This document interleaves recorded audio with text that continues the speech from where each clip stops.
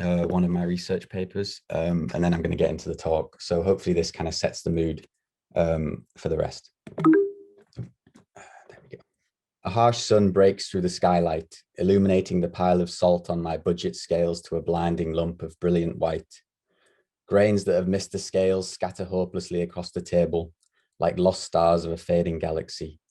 Quickly tossing the pile of salt in, it is engorged by a muddied vortex, swirling about the measuring jug.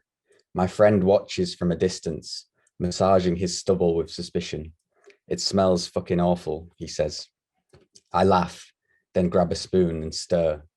Stir, stir, spoon clatters, sludge collects, foam spurts, stench oozes, bubble forms, bubble pops, jug rings, sun warms, hand grips, face frowns, eye narrows, salt drowns, spoon bumps, sludge drips, stench swarms, bubble grows, jug skips, sun burns, hand scrapes, face smiles, eye waters, salt spins, dissolves. I stop stirring and watch it settle. I'm lazy with my measurements, reckless with my mixtures, enough to be excommunicated from the Church of Analogue if they ever knew, which is why I make my developer, Caffenol in this case, hidden, furtive, alone, away from the peering gaze of those who seek truth in the perfectly balanced negative, of stinking chemicals that peel your skin, of cotton white gloves, of dust blowers and spit shine scanners and a lens worth more than your mother. Of them I am not. Raised from the Yorkshire dirt, I need grit. I need raw, I need struggling weed and swell of land and feet on dew and hands in stream and nip of bug and nape of trout and laugh and weep, all under yelp of sun or cry of moon. It all spins together in the mixture and stains the lines of my palms. Stains that I will scrape out under an awful bathroom light, watching them rush down the plug hole to one day come back again, hidden in a sweep of light rain. The smell of cheap coffee lingers. So, my name is Edd Carr, as I've been introduced, and I am the author of a couple of research papers on the subject of photography and ecology. I'm also an artist, but I'm not really going to talk about my own practice today. The research papers in question are specifically the Ecology of Grain, which you see here on the right, which is an ecological analysis of gelatin in photographic film, so kind of an environmental impact assessment and also kind of ethical evaluation of the use of bovine gelatin in analog film stocks. And then on the left there is Stare into Caffenol to Reveal Your Future, which proposes a kind of decentralized network of sustainable darkrooms as an alternative to the mainstream photographic system. I'm currently writing and researching another entitled I'm a Darkroom, which looks at the kind of setting up of a sustainable darkroom and implementing the kind of things I'm going to talk about today. So this talk is going to blend all of these kind of research papers together, hopefully in a coherent way, but more so leaning into the latter and talking about kind of alternative systems of resistance to a kind of mainstream consumer system within photography. I'm also the leader of the Northern Sustainable Darkroom, which is part of the wider Sustainable Darkroom network. And that is a facility operating on and promoting the principles of ecologically conscious photography, both in the way we work materially and importantly, the way we think and relate to the world around us. So throughout this talk, I'm going to give some wider context to the Sustainable Darkroom and the kind of theory, beliefs, and material situations that motivate us and keep us dedicated to this cause. I want to stress at the beginning of this talk that the Sustainable Darkroom is not a business, it is not a product, it is an idea that all of you can contribute to in a meaningful way. It is a philosophy and a way of working that is now, thankfully, blossoming into an organizational structure because of the efforts of Hannah Fletcher, mostly, who you'll hear from later on.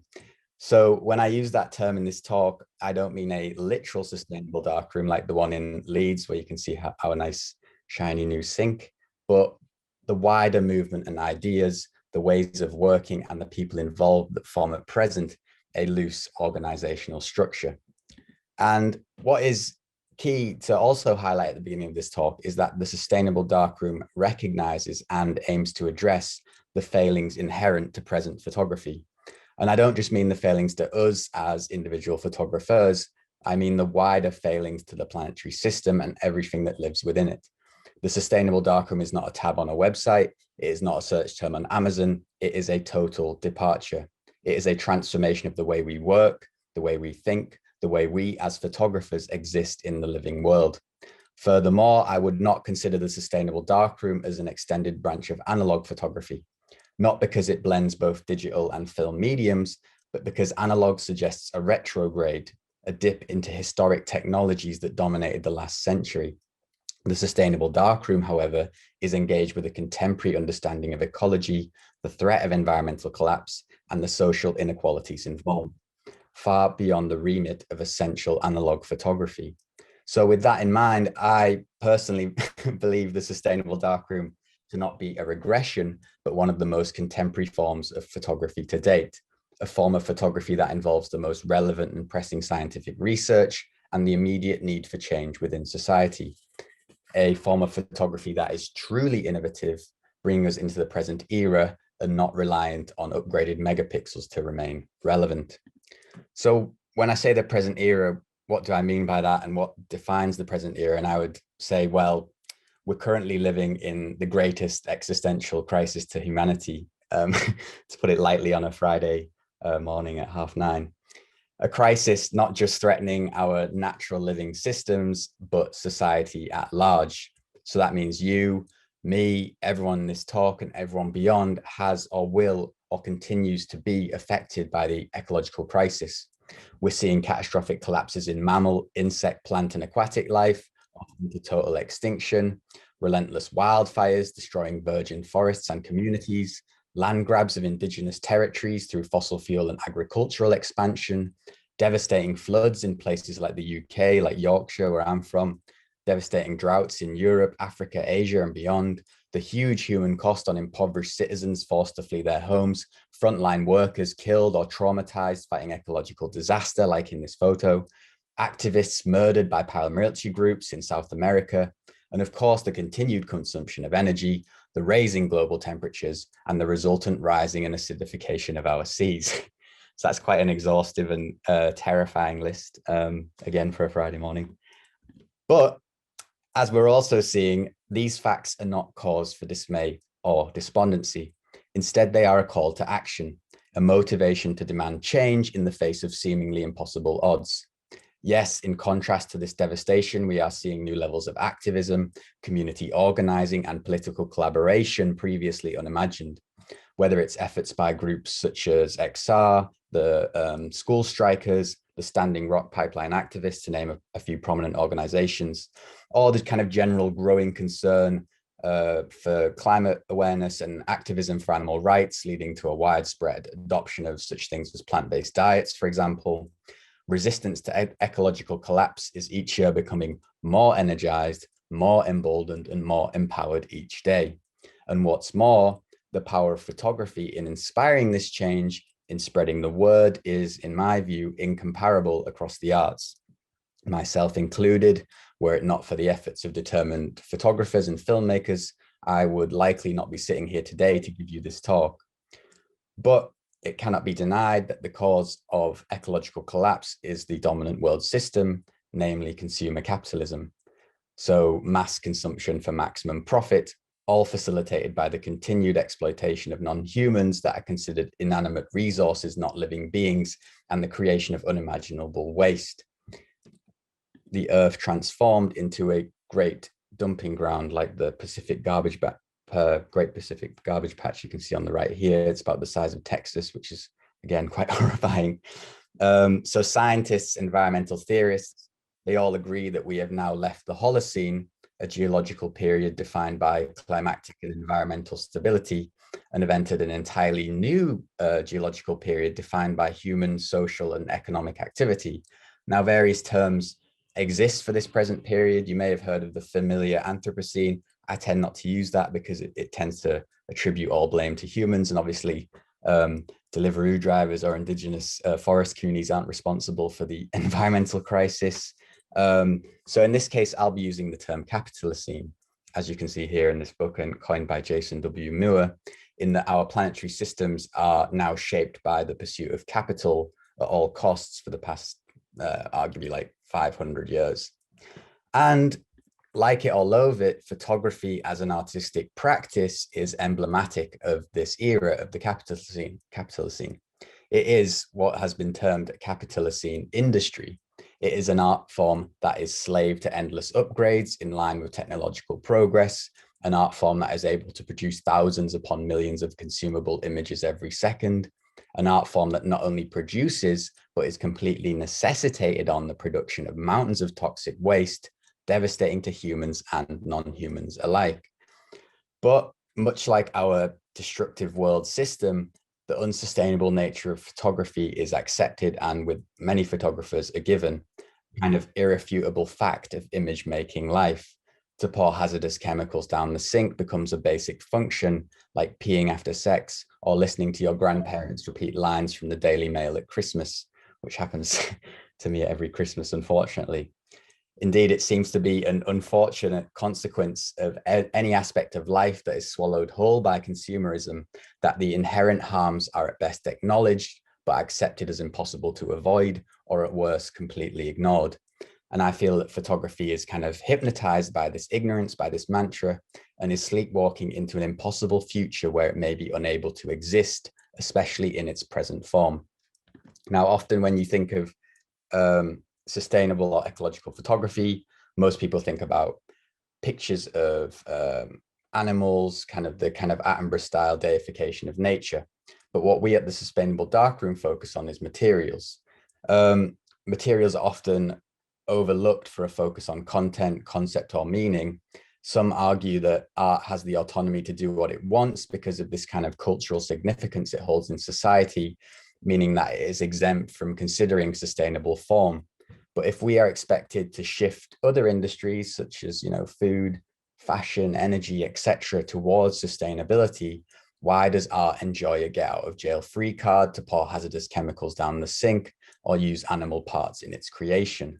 Indeed, from the use of harmful chemicals in developing to the animal gelatin in film, the nanoparticles of silver from spent fix, plastics in various parts of the process, the mountains of waste electronics from digital, the list goes on. Photography is involved in a mess of complicated toxic relationships with the wider world. But, and this is a big but, nothing is permanent. Photography can, will, and should change. But how, you're probably thinking, is change possible? You're probably thinking, no. Is change in photography limited to new drones or the Canon 5D Mark Infinity? Or are we able to create a photography that is truly ecological, truly sustainable, and totally decoupled from the present mainstream system? Well, the answer is yes. So to answer that question in the brief kind of 30 minutes of this talk, I'm going to look at the way we think about photography, the way we practice photography, and how we can come together to affect change within the medium and hopefully the wider world.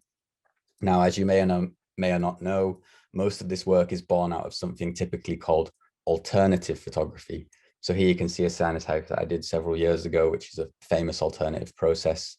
So for every 100 or so kind of classic analog enthusiasts holding their clear negatives to the light comes one that lingers in the dark, the dirt, the creeping mists of alternative processes. Scuttling about at photography's fringes, stinking of Caffenol and their clothes stained by cyanotype, mine certainly are. They have stood at the sidelines as the mainstream marches from innovation to innovation, leaving a toxic trail behind. Occasionally, we kind of pilfer from the scraps, becoming more scavengers than servants to photography, and find strange new ways to twist them into our experimental own. When you live the life of a photographic scavenger, you become less obsessed with the final image and much more steeped in the material process. So for those working with alternative processes, like I'm sure many of you do in the talk today, the photographic timeline is kind of turned on its head, where the image becomes a starting point for experimentation instead of the end. You begin to consider every material part of your process, from the paper to the water to the strength of a midday sun. And so unknowingly, you become gradually embedded in what I'm calling a material ecology of photography. Not a very sexy term, but I suppose I'm not the sexiest guy either. Anyway, so the way of working that is key to the Sustainable Darkroom is based on a field of research called new materialism. So as you can see here, here's two key texts. They're quite dense, but nice covers if you want to check them out. But to put it simply in this talk, new materialism is being aware that we are embodied within a thoroughly physical, material world, and that all matter is relational. What I mean by that is that we are not standalone individuals acting in a world of separate parts. Instead, we live in a world where everything is connected and sustained through a network of ever-changing physical relationships, that our actions are not isolated, but are in fact transactions affecting many other beings around us. Indeed, with every snap of the shutter, many different living beings are involved and affected, not just the photographer. So things previously seen as inert and serving our own interests now become alive and with autonomy. If this sounds a bit abstract, think of animal gelatin, a key component in film. Through the lens of new materialism, gelatin is no longer an isolated substance purely for photography, but actually derived from a living, thinking, feeling animal, now in the form to make your photograph possible. Now, the average photographer will most likely consider a roll of film as it runs smoothly through their camera, but do they consider the network of beings enabling each snap of the shutter or impacted afterwards? And what's more, that some of these are thinking, feeling beings, that the roll of film that sits in your camera is not an inert, isolated object that has magically appeared from thin air, but is very much alive with the material, physical past, present, and future. So in this worldview, photography is no longer a flashpoint, a brief momentary action that's then frozen forever. Photography becomes stretched out, flattened as if dough, kneaded and worked and shaped into a variety of forms that exist meaningfully in the world. In this, photography becomes slow but active, not still life but living being. We therefore change not only the meaning of photograph, but photographer to a mesh of the process entire and its stages of life, pre, present, and post image, from the source material to the roll of film to the cutting left on the darkroom floor. This is photography and the photographer's being. We see the photographer transform from this individual to a web of complex relationships. So applying that kind of idea, we can begin to then understand our material networks within photography and think about how we affect ecosystems and the where we live, etc. So just as an example, the Ecology of Grain was a deeper investigation into this, specifically with gelatin. So within that, I calculated such things as the amount of cows needed for photography, the resultant land use, water use, CO2 emissions, etc. So what this means from a practical perspective is that we can begin to then change the way we work in view of a sustainable future for photography. By being aware of these networks, we can think of new ways to adapt, change, reshape, and reform them for the good of not just the individual photographer, but all other beings, human or otherwise, involved. And indeed, when I was conducting research on this topic, most of the focus, whether it's people being interviewed, is on this kind of practical material aspect of photography. So when we apply this to the wider sustainable darkroom and zoom out a bit, we can see how we can change photography's externalizing systems. So what I mean by that is, a product comes in, the image is produced, and waste goes out into ones that are completely internalized sustainably. So as you see here, you may have heard of such terms as a circular economy or regenerative design, permaculture, and so on, all of which apply to sustainable darkroom practice. As the threat of ecological collapse continues to grow at an unprecedented rate, looking how production may be sustainably internalized as to not harm local ecologies, being not only low impact, but having a positive impact, so regenerative, not degenerative, as a means of production, seems a natural direction to stem the destruction and eventual extinction of most of life on Earth. A permaculture type approach for photography is naturally low tech. It favors direct engagement with material ecologies over the kind of detachment that we see with our present kind of hyper consumerist capitalist system. So in the words of Caroline Smith, to re-envision and build new forms of prosperity based on quality, not quantity, that can flourish in harmony with natural systems rather than seeking to dominate and be in conflict with them. So what this does not mean within photography is green consumerism. So, rolls of film wrapped in paper, although those are well-intentioned, as opposed to metal or plastic. In my view, these are merely a kind of smokescreen for a continued exploitation. So what we're talking about is a wholesale transformation of photography. So to further kind of ground this again in more practical things, we at the Sustainable Darkroom are using 4 operative principles known as the 4 Rs. So here you can see them: rework, repurpose, remove, and recycle. So I'm just going to go over each one briefly. So rework, reworking the systems we use within our photo practice. For example, changing the way we dispose of chemicals so they are internalized within the darkroom, as you can see here. Galtrigan was using evaporation to extract silver from his fix, so it doesn't use any energy or anything like that. It's very, very easy to do.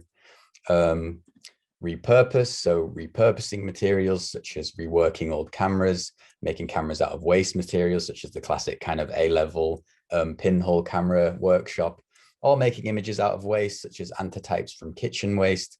I'd even argue that repurposing archival footage instead of creating new images can be a kind of repurpose, but all these R's are kind of open to interpretation as well. Remove, so removing harmful elements, quite obvious, such as making your own developer, which you may have seen a lot of within the Sustainable Darkroom.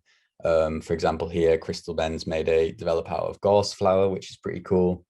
Other things like using gelatin alternatives, etc. And finally, recycle, again, quite obvious. Recycling used materials, such as Melanie King here was reclaiming silver from her spent fixative, and I think really recently she made a ring out of it, so very cool. So anyway, while these 4 Rs existed as residencies for London alt photo initially, I believe that the groundwork now exists for them to become operational paradigms, kind of operating principles for individuals and photographic collectives eager for sustainable transformation. For example, when I undertook the Remove residency, after a few days, people had made developers from gorse, mint, seaweed, all of which was done under coronavirus lockdown. So, on people's kitchen tables, in their sheds. So it really emphasizes the kind of affordable, accessible, low-tech nature of this movement.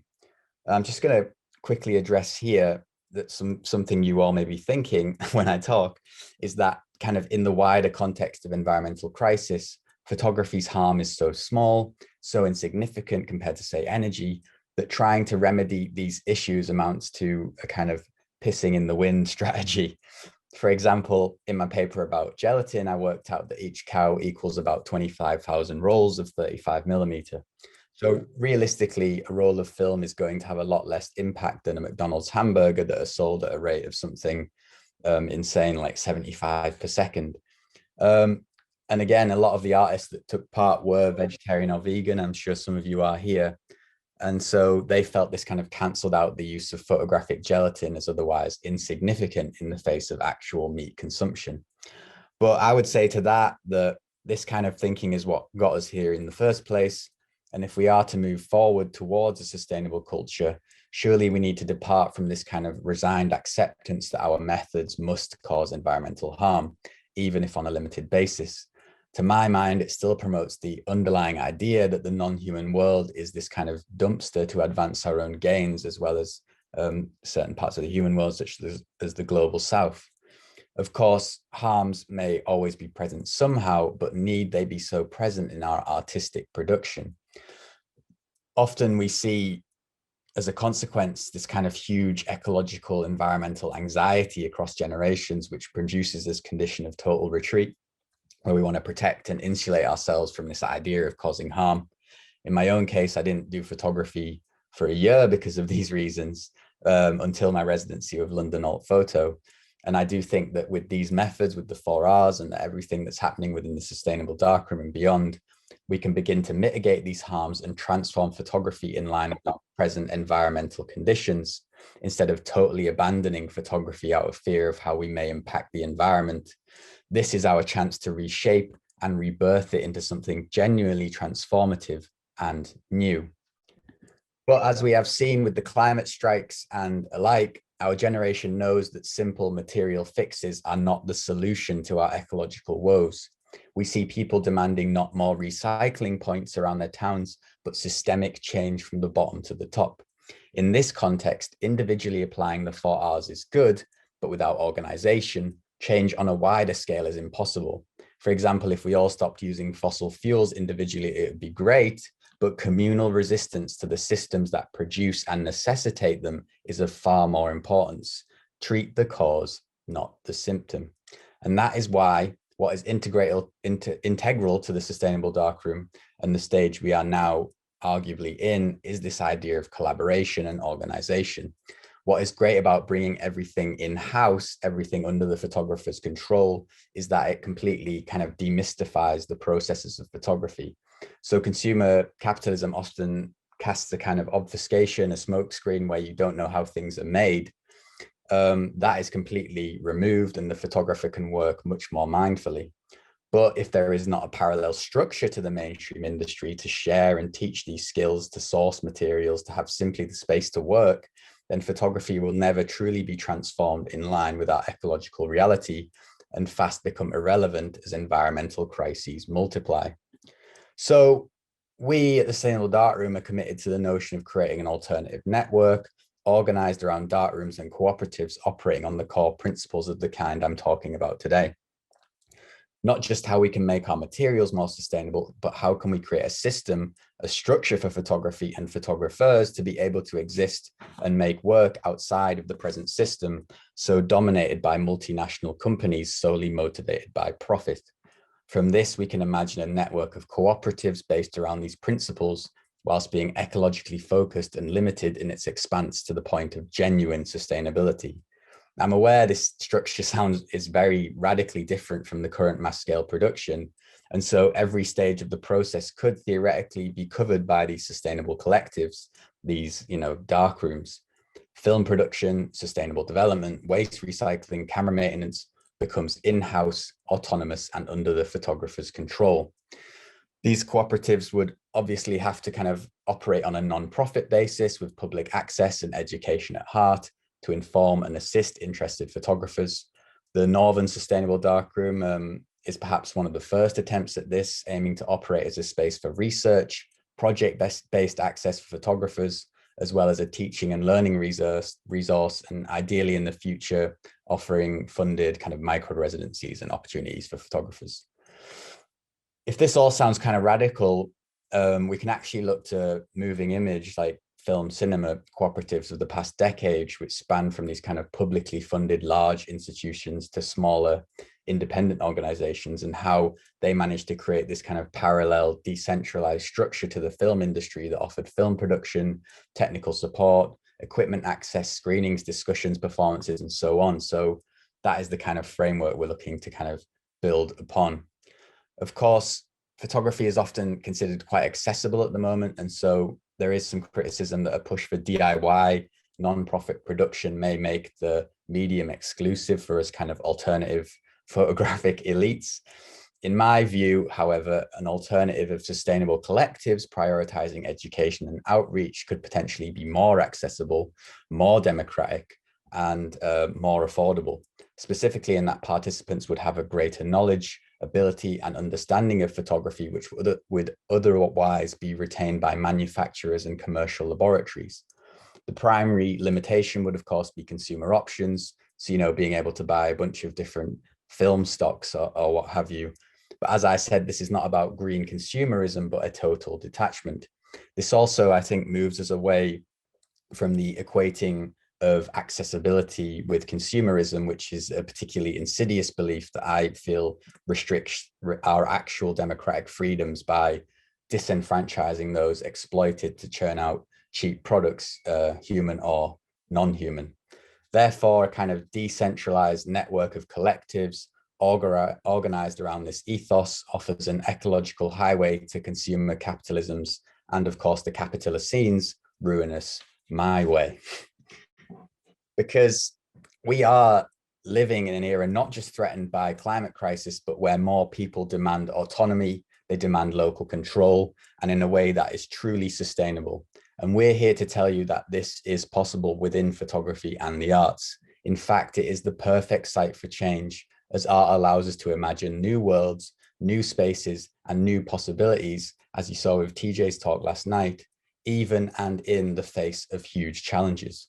Whilst it is a symptom of our current world system that attempts at sustainable reformation are currently considered niche or alternative, sustainability can become the norm, not the alternative. So I'm going to say something now to all the kind of alternative photographers in here. Alternative has got us this far, but now, like the kind of fateful old car donated to you by your dad, it must be left behind. Alternative is no longer viable. Sustainable must become the norm. There is no alternative. The future of photography is not of consumption, waste, and toxicity, but as ecological, sustainable, and renewed.